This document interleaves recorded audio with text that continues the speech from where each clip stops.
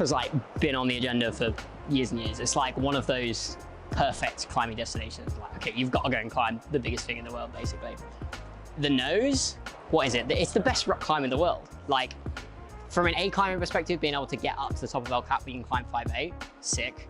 The fact that he's got these incredible, like, incredibly hard rock climbing, like 2,000 feet off the ground, and it's got such a history, like storied history for the last, what, 30 years.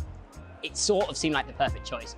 When we first started thinking about it, we were like, okay, maybe the nose is a bit ridiculous. We'll go and climb Free Rider. We'll go climb the easiest free route up there. Like, and then we started watching videos and we're like, it's blooming comp boulders. It's comp boulders up there. So we're like, surely we can have a go. Like, we may as well go and try. We'll give it all we've got and like see what happens. And then, so that's what we did. Disorganized shambles, really. So there's kind of two sides to the mental preparation. The first side is like, learn everything we can before we get there. Try and be as prepared as possible. But the other side is to just say, right, we don't know if this is gonna work. All we can do is go 100% full focus.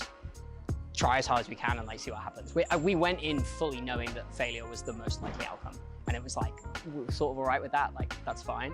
I think the best things I've ever done have been something that I don't think is gonna work, do it full focus, like try anyway. And if it does end up, if you do end up pulling it off, that's a pretty good feeling. Like, it made the perfect story for us. I can't even do single pitch trad. How am I supposed to go and do a big wall? Yeah, so changing corners is the real gateway to the nose. Like, there are other hard pitches, and there's 20 pitches of climbing to 25 pitches of climbing to get there. But changing corners is by far the hardest. It's like ostensibly a 8B plus sport route. So it's trad obviously, but there's some bolts in the hard section. But it's 8B plus technical granite. Like, honestly, it's by far the hardest 8B plus that I've ever tried. If it was off the ground, it would be one thing, but it's 2,500 feet off the deck. So we got there, we like got on the route and had a go, but we knew that changing corners was gonna be the like real crux of it. Like, we knew that was the real sticking point. So we hiked up to the top with all our stuff for multiple days, slept up on the top of El Cap. Every day we would wrap in. So we like teetered ourselves off the edge of El Cap 3,000 feet in the air, wrapped down four pitches to changing corners, and we just got to work. Like, we were both top rope soloing, so we'd string a rope down it and then had set up to be able to like move up and down on the route. So we would just spend a couple of hours at a time each, just like figuring it out. And it was one of those things where we got there and we were like, this is really hard. We can't do this. Like, but over time, slowly chunked it down. Oh, I can do a move. Okay, now how do I get to that move? Okay, cool, right? That looks like it works into the bit below. And over 7 days of wrapping in, trying to climb for a few hours until the sun hit it, jogging back out to the top, sleeping on the top under the stars, and then like, just like slowly pieced it together and like made it work. However, we had a limited trip, and so we didn't have time to be 100% that we were going to do that pitch when we got there. When we left the ground for the full send, we had a week left, and neither of us had sent the whole of changing corners at that point. Like, so it was still completely unknown. We had to execute when we got there on the push, like after multiple days. So it was very unknown when we got there.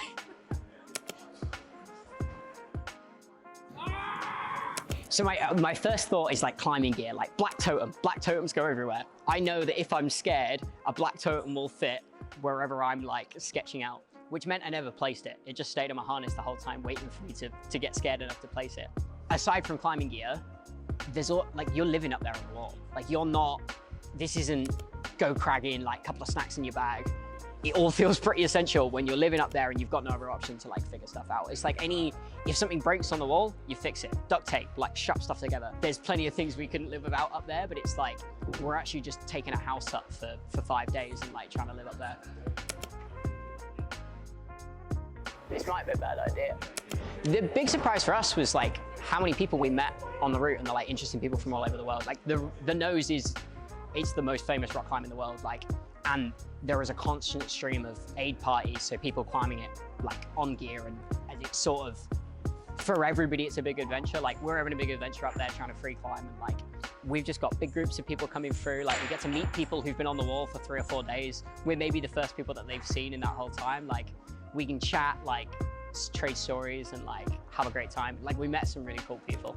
which I wasn't expecting. So that was great. There's nothing like Yosemite. So for El Cap generally, like it's all about systems. It's all about like your rope work and sort of your ability to be self-sufficient on the wall, solving problems, and it just comes down to experience. Saying that as people who had no experience, like there's a lot of little situations you come across that you've got to be able to figure out on the fly. So getting yourself into slightly sticky situations and then trying to find your way out of them is the best skill that you can possibly have up there, because you are self-sufficient. Like, the bet I would have placed is that young Brit team gets rescued off of El Cap. what we did do, and we started fantasizing about this about 4 days before we got to the top, there is a fantastic pizza shop in Yosemite Village, which is like down in the valley. And just for about 3 days, we started salivating over what pizza we were going to order, the exact like triple set of pizzas we were going to get, and the ranch and everything. And like, we were talking about it for so long that when we actually got there, we gorged ourselves. We were just eating like, you're up on the wall, you're eating like oatmeal and bars the entire time, so Sucker Cliff bars. So to come down and like just gorge ourselves on 5,000 calories of pizza, we're a state. Trad is like pretty much brand new to me. Honestly, the whole time, like there was never, until we actually did it and Billy like matched the jug on changing corners, I was like pretty sure it wasn't gonna happen. Like, and it's wild being there and sort of having to sit in that. It's not a comfortable feeling, sort of knowing that the goal and the project that you've selected is like beyond you, but it's just like sitting in that uncomfort for such a long time. Like when it does finally happen, it's like complete wave of ecstasy and euphoria. It's brilliant. The line in this between like successfully climb the nose and 2 Brits rescued off El Cap is like, it's a finer line than like I would like to admit. Like looking back on it as like we succeeded and we did what we came to do kind of thing, is like, that's only one of many possible outcomes. And so we sort of, and we could see all of them while we were up there. Like, it was tough sometimes to sort of like steer the course, but like, I'm pretty glad that we stuck with it. I'd like to get back up there. I just know how much effort and work it is to take on any project, and it's such a long-term thing. Like it's not just going and doing hard climbing, it's manual labor for weeks at a time. It wears you down. Like, I know that I had such a good experience up there that like, I want to get back, but it needs to be the right thing to get me really motivated and sort of have the juice. So we'll see. Might be some longer term things up there, but we'll get there.